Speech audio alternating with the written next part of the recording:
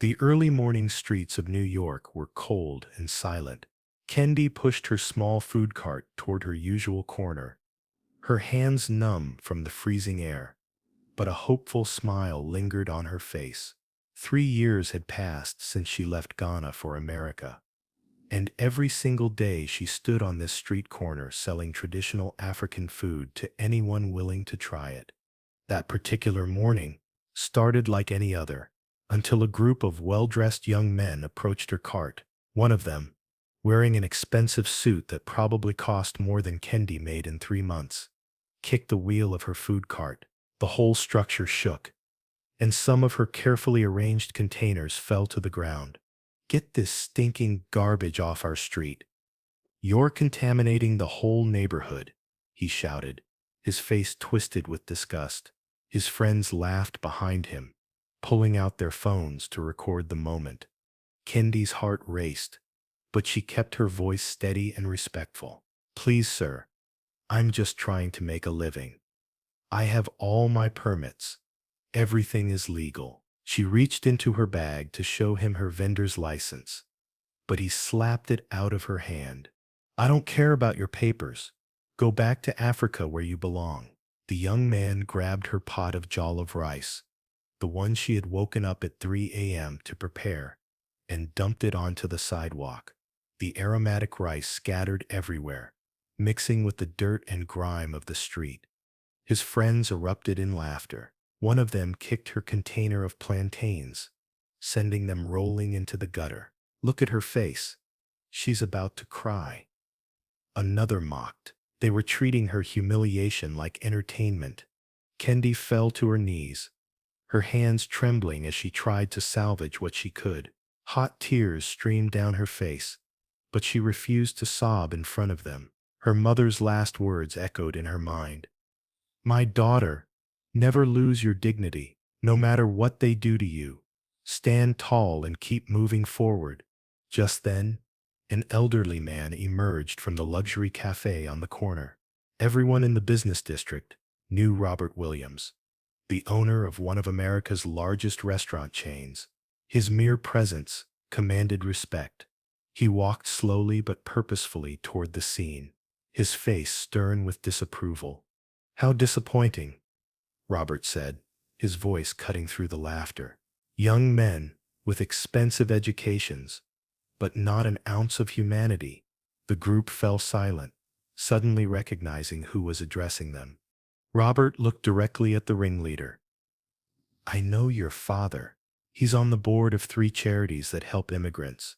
I wonder what he'd think of his son's behavior." The young man's face went pale. Robert then turned to Kendi and extended his hand. "Please, stand up, young lady." His voice was gentle now. Kendi took his hand and stood, her legs shaking. Robert examined her food cart, then looked back at her. "Did you make all this food yourself?" "Yes, sir," Kendi replied, wiping her tears. "These are my grandmother's recipes from Ghana. She taught me everything before she passed." Robert nodded thoughtfully. Then he did something unexpected. He pulled out his wallet and handed her several $100 bills. "For the food they destroyed," he said. Then he handed her his business card. "Come to my office tomorrow at 10 a.m. I have a business proposition for you." Kendi stared at the card in disbelief. Robert Williams, CEO of Williams Restaurant Group. This couldn't be real. "And you gentlemen," Robert turned back to the group, "should leave now. And I'll be calling your fathers tonight." The young men scrambled away, their arrogance completely deflated. That night, Kendi couldn't sleep. She Googled Robert Williams and discovered he was worth over $500 million.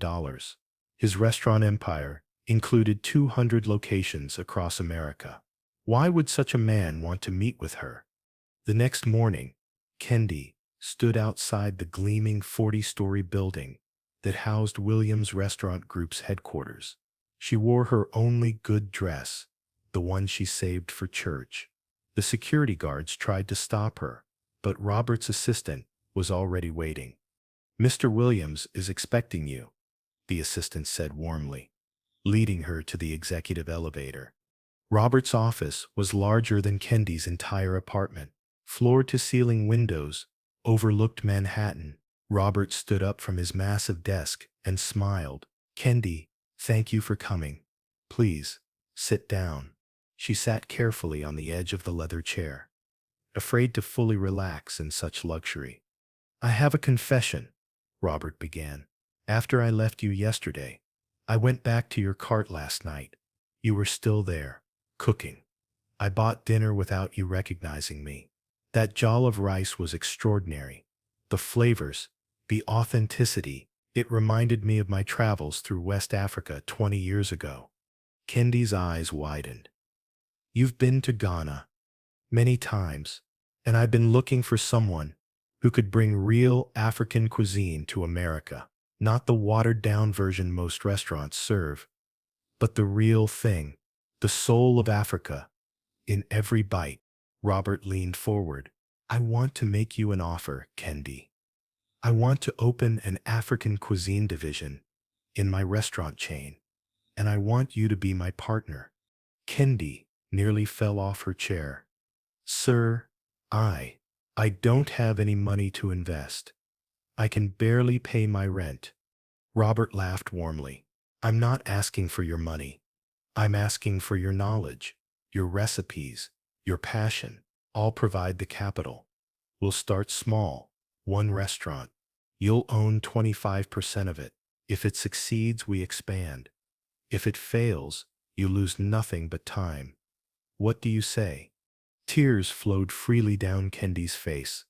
"But why? Why would you do this for someone like me?" Robert's expression grew serious. "My grandmother was an immigrant from Ireland. She faced the same hatred, the same dismissal. One person gave her a chance, and she built a bakery that fed 3 neighborhoods. That bakery was the beginning of everything I have now. I'm just paying it forward." Kendi could barely speak through her tears. "Yes, yes, I accept." The first restaurant took 6 months to prepare. Robert insisted on getting every detail right.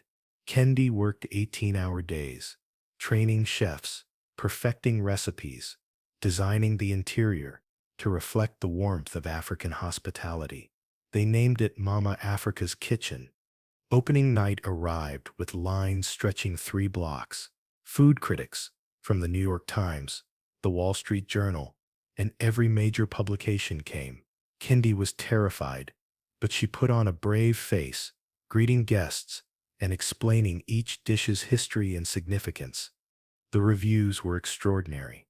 "A revelation," wrote the Times. "Kendi Mensah has brought the true soul of African cuisine to New York."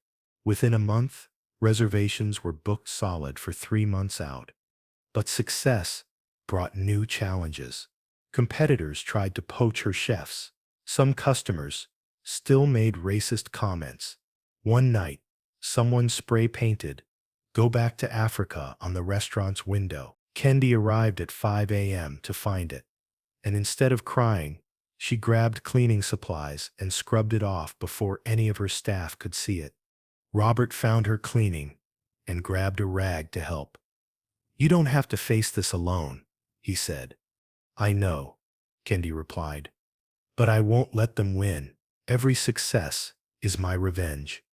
2 years later, Mama Africa's Kitchen had expanded to 15 locations. Kendi was featured on the cover of Forbes magazine, the immigrant CEO revolutionizing American dining. She had become a millionaire, but money wasn't what drove her. She established a program hiring refugees and immigrants, giving them the same chance Robert had given her. She created a scholarship fund for young African students pursuing culinary arts. Every Thanksgiving, all her restaurants served free meals to the homeless. 5 years after that first humiliating day, Kendi was giving a keynote speech at Columbia University's business school. As she spoke about resilience and the American dream, she noticed a familiar face in the audience. It was the young man who had kicked over her food cart, now older, his arrogance replaced by something else. After her speech, he approached her. His hands were shaking. "Miss Mensah, You probably don't remember me, but I remember you, Kendi said calmly. His face crumbled. I've carried the shame of that day for years. When I realized who you'd become, what you'd built despite people like me, I'm so deeply sorry. I was racist, cruel, and wrong. Kendi looked at him for a long moment. What's your name? David? David Patterson. Well, David, I forgive you. But forgiveness isn't enough. What are you doing now to fight the racism you once perpetrated? David straightened up. I'm a civil rights lawyer now. I defend immigrants, pro bono. That day, it changed me. Eventually, Kendi smiled. Then something good came from something terrible. Would you like to have dinner at my restaurant? My treat. As they sat in the flagship Mama Africa's kitchen, now a landmark in Manhattan, David asked, how did you do it? How did you not let the hatred break you? Kendi looked out the window at her second food cart, which she'd had bronzed and placed outside the restaurant as a reminder. My grandmother used to say that hatred is like swallowing poison and expecting the other person to die. I chose to transform that poison into fuel. Every insult became motivation. Every racist comment became a reason to work harder. She paused, then continued. But I also had help. Mr. Williams didn't just give me money. He gave me belief. He stood beside me when things got tough. Success isn't just about individual strength. It's about finding those rare people who see your humanity when others don't.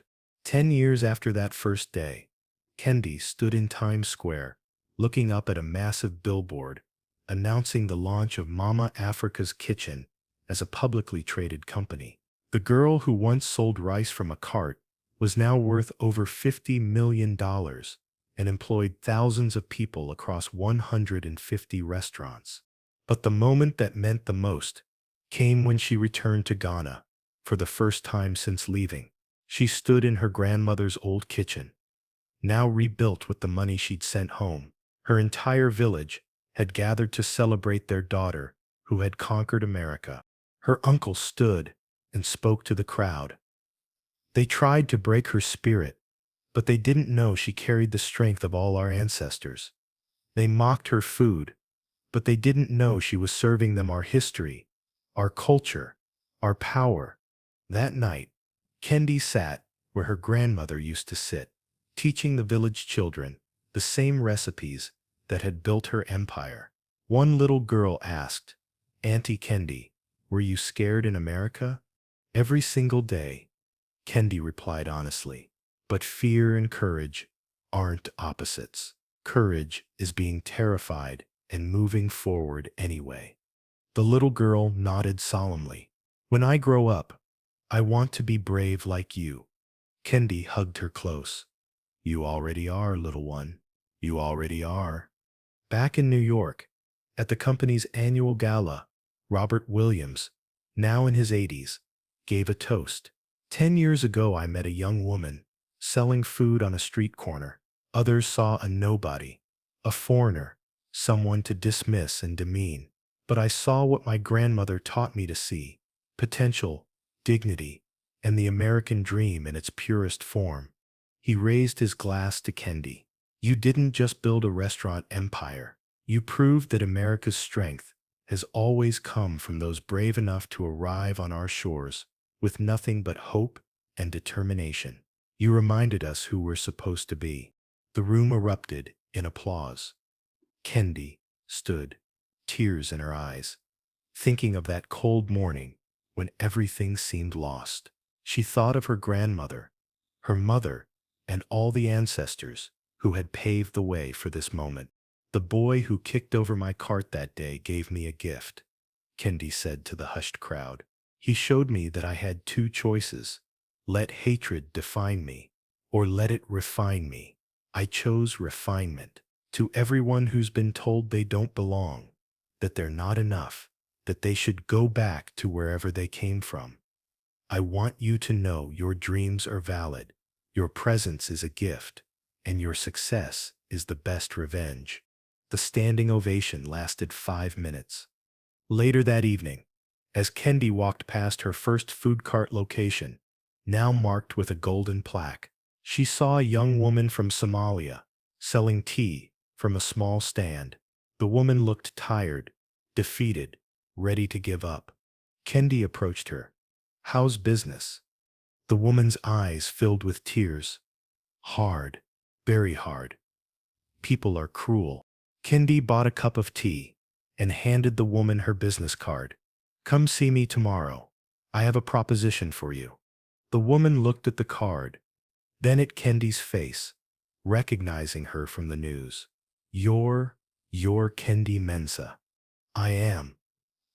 And 5 years ago, I was you. Tomorrow, we start changing your story." As Kendi walked away, she smiled, knowing the cycle would continue. One person lifting another, one chance creating 1,000 possibilities, one act of kindness rippling out to transform the world. Her phone buzzed with a text from Robert. "Proud of you, kid. Your grandmother would be too." She looked up at the stars barely visible through the city lights and whispered, "We did it, Grandma. We really did it."